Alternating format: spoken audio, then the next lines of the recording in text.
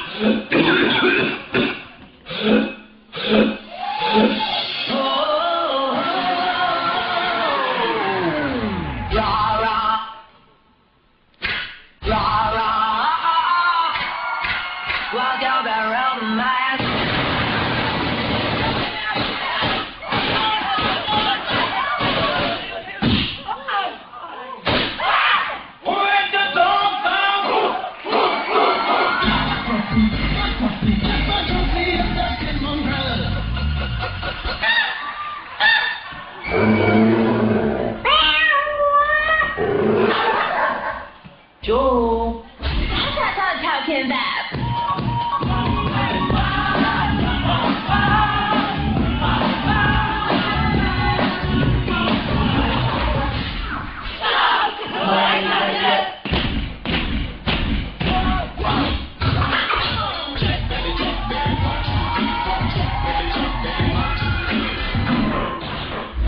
Maluhod kita.